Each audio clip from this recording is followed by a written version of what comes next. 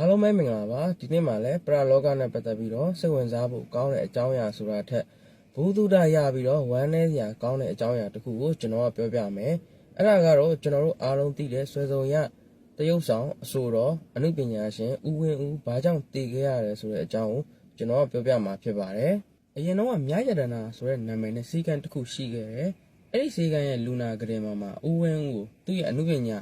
ာမိတ်ဆွေဖြစ်တဲ့ Annie Iron ကကြက်ပေါင်းရီခွန့်နေရင်နဲ့ဦးဝင်းဦးကပြောတာသူ့ရဲ့အနောက်မှာတဲ့ဒီ Annie Iron ရဲ့အနောက်မှာနေရန်ပေါ့နော်အဲ့ဒီနေရန်မှာအမျိုးသမီးတယောက်အထက်အောက်အမဲဝမ်းဆက်ဝတ်ပြီးတော့ဒေါသတကြီးနဲ့သူ့အော်ဟက်နေတယ်ပေါ့နော်လမ်းကျုံငေါငေါထိုးပြီးတော့ပြောဆိုနေတယ်တဲ့ဆိုပြီးတော့သူကပြောပြတော့အနောက်မှာရှိတဲ့သူနာပြူလေး2ယောက်နဲ့ Annie Iron ကလှည့်ကြည့်တော့ဘယ်သူမှမရှိဘူးဒီခန်းထဲမှာစုစုပေါင်းဦးဝင်းဦးရဲ့သူနာပြူလေး2ယောက်ရဲ့ Annie Iron ရဲ့စုစုပေါင်း4ယောက်ပဲရှိတာသူပြောနေတဲ့အထက်အောက်အမဲဝတ်ထားတဲ့မိန်းမဆိုတာလုံးဝမတွေ့ဘူးပေါ့လေအဲ့နဲ့သူတို့ကလည်းဒီဦးဝင်းဦးကယောဂသဲနေလို့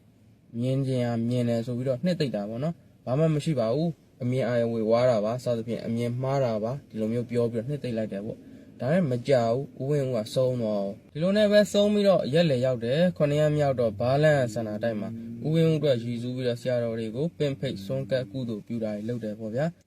ဆရာတော်တွေပြန်သွားတော့ဦးဝင်းဦးရဲ့မွေးစားအဖေဖြစ်တဲ့ဘုံမူလှမိုးနဲ့ဇနီးရောက်ချလာတယ်သူတို့နဲ့အတူတူပါလာတာက18နှစ်အရွယ်လောက်ရှိမဲ့ကလေးမလေးတယောက်ပါလာတယ်ဒါနဲ့သူတို့ကစကားပြောနေကြရင်နဲ့ရုတ်တရက်ကလေးမလေးကိုဝင်ပူးပါလေရောဝင်ပူးပြီးတော့သူ့ရဲ့မွေးစားအဖေဖြစ်တဲ့ဘုံမူလှမိုးမျက်နှာကိုတက်ကြည့်ပြီးတော့ကျွန်တော်တေရတာတဲ့ယောဂကြောင့်မဟုတ်ဘူးကျွန်တော်ကိုလူလောက်တာဆိုပြီးတော့ထက်တလဲကိုပြောနေတာ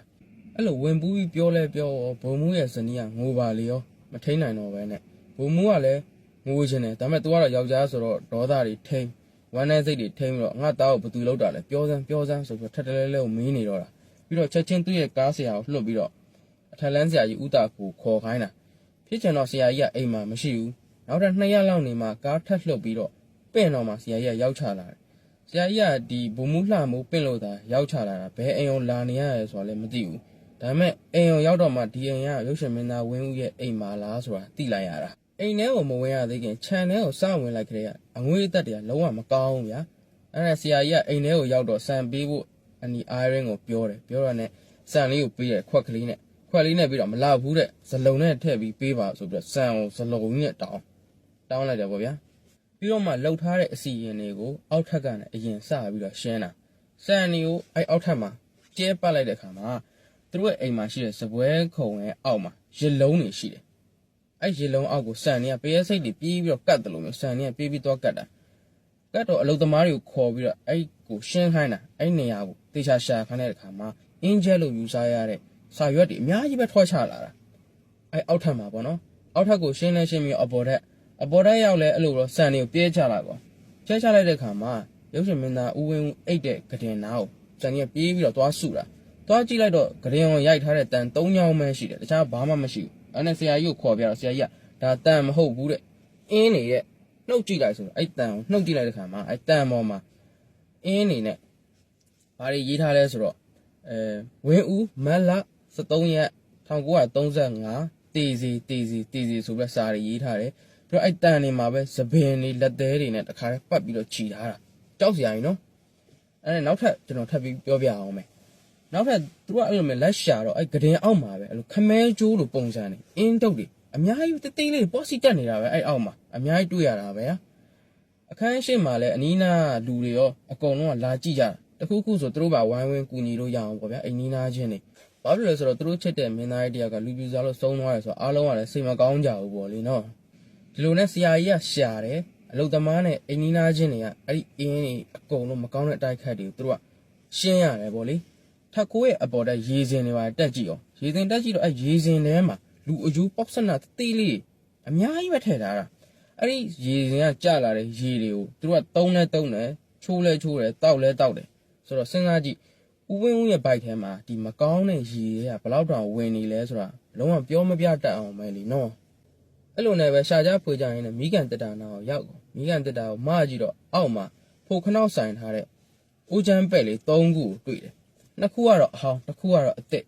်အဲ့ဒီအစ်စ်ကိုသူတို့မြရတနာစီကမှာရှိနေတဲ့အတော်အတွင်းမကောင်းတာအခုလာလုတ်သွားတဲ့သူကအစ်စ်တစ်ခုကိုလာပြီးတော့ထားပုံရတယ်တဲ့ဆရာကြီးကတော့ဒါတိမ်ဝင်တပိတ်ကွဲလို့ခေါ်တယ်ဆိုပြီးတော့သူကပြောပြတယ်ဗျာ အဲ့ဒီအိုးချမ်းပက်3ခုပေါ်မှာရေးထားတဲ့စာတွေကတော့အပေါ်မှာကျွန်တော်ပြောခဲ့တဲ့စာတွေအတိုင်းပဲရေးထားတာတော်တော်တော့ရက်ဆက်တယ်ဆရာကြီးကလည်းပြောတယ်လက်ကုံကိုလှုပ်ထားတာပါလားဆိုပြီးတော့အဲ့ဆရာကြီးကပြောတယ်တဲ့နောက်ဆုံးလှုပ်ထားတဲ့အတိုက်ခိုက်ကကြတော့ဦးဝင်းဦးရဲ့ပုံတွေကတ်ထားတဲ့နေရန်အနောက်ဘက်မှာထက်စင်စားနဲ့ပတ်ထားတဲ့အမျိုးသမီးလက်ဖြံရိုးတစ်ချောင်းထွက်လာတာပဲဆရာကြီးကတော့အစိမ့်သေးမိန်းကလေးတယောက်ရဲ့လက်ဖြံရိုးလို့ပြန်ပြီးတော့ပြောပြတာပေါ့နော်အဲ့ဒီအယိုးကြောင့်ပဲလူကိုပြစ်လိုက်ရတာဆိုပြီးတော့ထပ်ပြီးတော့ပြောတယ်အဲ့ဒီခါကျတော့မှသူတို့မြရနာစီကမ်းမှာဦးဝင်းဦးပြောတဲ့ဒီအမျိုးသမီးတယောက်အပေါ်မဲအောက်မဲဝတ်ထားတဲ့အမျိုးသမီးတယောက်ကသူ့ကိုလက်ညှိုးငေါငေါထိုးပြီးတော့ချိန်ဆနေတယ်ဆဲနေတယ်ပြောနေတယ်ဆိုတဲ့အမျိုးသမီးကိစ္စနဲ့ပြန်ပြီးတော့ဆက်ဆက်မိသွားတာပေါ့အဲ့ဒါနဲ့ဆရာကြီးကိုပြောပြတယ်သမီးတို့မြရနာစီကမ်းမှာတော့အဲ့လိုဦးဝင်းဦးကပြောပြတယ်ဆိုပြီးတော့ပြောလိုက်တော့ဆရာကြီးကအဲ့ချိန်ကလေးကတဲ့ငါ့ကိုလာခေါ်ပါတော့လားတဲ့အဲ့လောက်ဆိုရင်တဲ့ငါကယ်လို့ရတယ်တဲ့အခုတော့အဖိုးတန်လူတယောက်ကမဆုံးရှုံးသင့်မယ်ဆုံးရှုံးလိုက်ရပြီဆိုပြီးတော့ဆရာကြီးကလည်းမရှိတင်ငယ်ဂိူးနာဒေါသနဲ့ပြောလိုက်တယ်ပေါ့ဗျာအဲ့ဒီအချိန်ရောက်တော့မှဆေးရုံမှာပြုစုပေးနေတော့ကတော့မျက်ရည်တစ်စက်မှမကျတဲ့အန်ဒီအိုင်ရင်နာရီအချိန်နေလဲမျက်ရည်တစ်စက်မှမကျဘူးဖះเจ้าနဲ့ကြံတော်မှာစရောကိုရောသူချွတ်ချုံကြနေတာတော့မျက်ရည်တစ်စက်မှမကျတဲ့အန်ဒီအိုင်ရင်ကဆရာကြီးပြောလိုက်တဲ့စကားကိုကြားလိုက်တော့မှပဲအယုတ်ကျိုးပြတ်ထိုင်ချပြီးတော့ငိုပါလေရောသူကဘသူကဒီလိုမျိုးကိစ္စတွေကိုလုပ်ခဲ့တာဆိုတာလဲသူတို့မသိကြတော့ဘူးပေါ့နော်တကယ်လို့ဒီအကြောင်းကိုဦးဝင်းဦးရှိသေးလို့သူ့ကိုပြန်ပြောပြမယ်ဆိုရင်တော့သူကသူ့မူအတိုင်းပဲထားလိုက်ပါတော့ဆိုပြီးတော့ပဲပြန်ပြောမလားမသိဘူးတဲ့နောက်ဆုံးတော့ဒီလိုမျိုးအတိုက်ခိုက်တွေလည်းအကုန်လုံးရှင်းပြီးသွားရဲဆိုတဲ့အတွက်ကြောင့်ဦးဝင်းဦးနဲ့တမလောမှာအေးချမ်းချမ်းရှိပါစေတော့တကယ်လို့အတိုက်ခိုက်တွေဝေကျွေးတွေရှိရင်လည်းကြည်ပါစေတော့ဆိုပြီးတော့ပဲပြောလိုက်တယ်ပေါ့လေဒါကတော့အန်နီအိုင်ရင်တင်လာပြောပြတဲ့ဦးဝင်းဦးနဲ့ပတ်သက်တဲ့အကြောင်းအရာတွေကတချို့ကိုအန်နီရဲ့ခွင့်ပြုချက်နဲ့အပိုလိုမရှိပြန်ပြီးတော့စီလျော်အောင်ဘာသာပြန်ပေးထားတာကိုကျွန်တော်ကပြန်ပြီးတော့ပြောပြ share ပြပေးတာဖြစ်ပါတယ်တိုက်တဲ့သူကဦးဝင်းဦးရောအန်နီအိုင်ရင်ရောနှစ်ယောက်လုံးကိုအသေးတိုက်တာပါဒါပေမဲ့အန်နီအိုင်ရင်ကကံမြင့်နေတဲ့အတွက်သူကတော့ကြံခဲ့တယ်ဦးဝင်းဦးကတော့သုံးသွားတယ်တည်သွားတယ်ပေါ့ဗျာဒါပေမဲ့အန်နီအိုင်ရင်ကလည်းအဲ့ဒီအထက်လန်းဆရာကြီးနဲ့ပဲသူ့မှာရှိသေးတဲ့မကောင်းတဲ့အတိုက်ခိုက်တွေအညံ့တွေကိုအဆောင်လက်ဖွဲ့တွေစသဖြင့်အထက်လန်းနဲ့ပတ်သက်တဲ့နီးစနစ်တွေနဲ့